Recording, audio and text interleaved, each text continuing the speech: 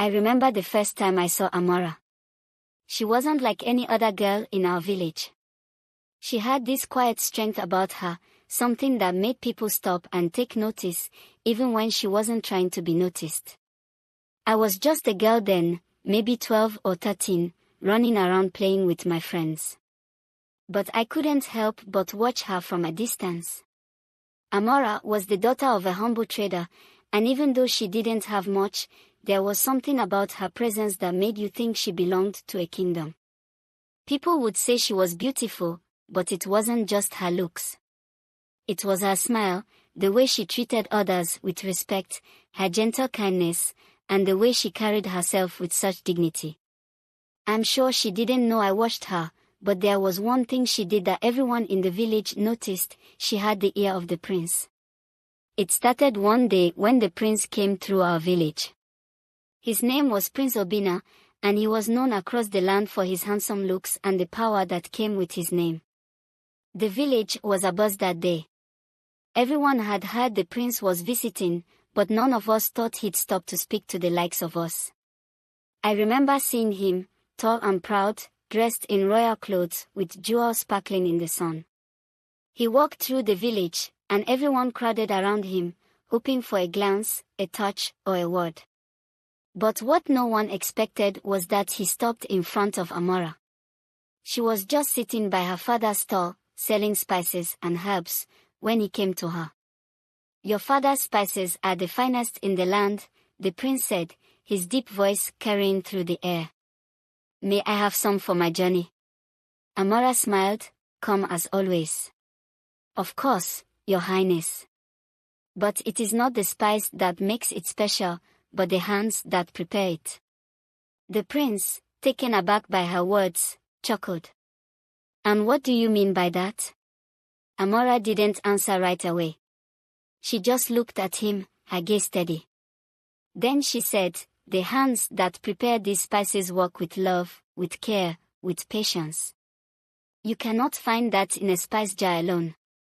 The prince nodded, impressed by her wisdom. "Then I will take as much as you give me, for I have learned something today."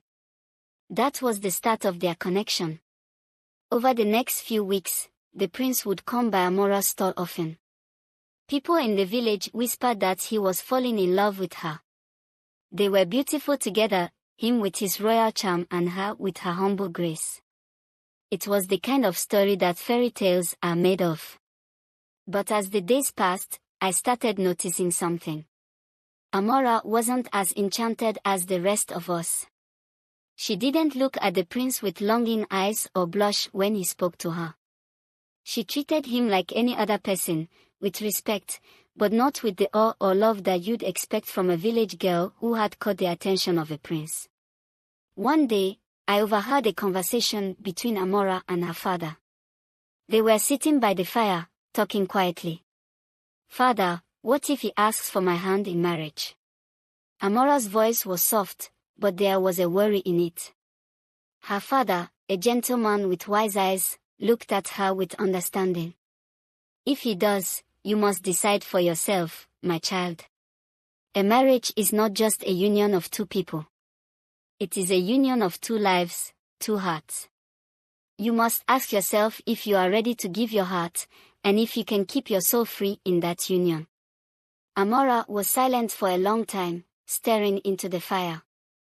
I watched her from behind a tree, unable to hear much more, but I knew something was weighing heavily on her heart. The next week, the prince came to the village once again, more determined than ever. I could see it in his eyes. He wanted Amora. He had already seen her beauty, her wisdom, and now he was sure he wanted her to be his wife. He spoke to her with such tenderness, his voice almost pleading, "Amora, I cannot stop thinking of you. Will you marry me and become the queen of my land?" I was close enough to hear her answer, and I never forget the calm, steady way she said, "Prince Obinna, you are kind, and I am honored by your words. But my heart does not belong to the palace. My heart belongs to this land, to my family, and to my freedom." The prince's face fell, but he tried to mask his hurt with a smile. But surely you can learn to love me. I will give you everything, power, wealth, comfort. Amora shook her head gently. No, Prince Obinna. Love is not something that can be bought with gold.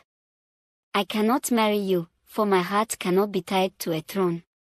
The prince stood still, for a moment, silent. It was as if the world around him had stopped moving.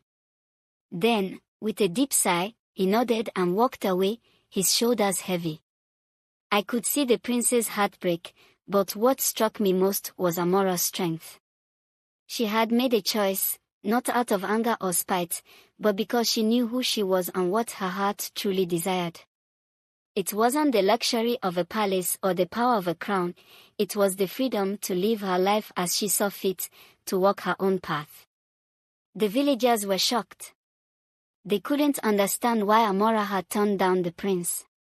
What a great opportunity she passed up, they said. How foolish she must be. But I never thought she was foolish. I thought she was the bravest person I had ever known. Years went by, and Amora never married. She continued to work with her father, helping him run his spice business, and the prince, well, he eventually married someone else. The people said she was a beautiful princess, but I could tell the prince's heart never truly healed. As for Amora, she lived her life with peace. She traveled across the land, learning more, experiencing more, always with a quiet smile on her face. She never regretted her decision. In her eyes, she had chosen her freedom, the freedom to be herself, to live without the constraints of a crown. Sometimes, when I think of Amora, I wonder if the prince ever understood why she turned him down. But then, I think maybe it wasn't for him to understand. It was for her.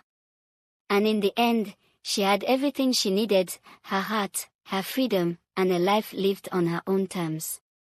That's how I always remember her, not as a girl who turned down a prince, but as a woman who knew what truly mattered. And that, my friends, is a story I'll never forget.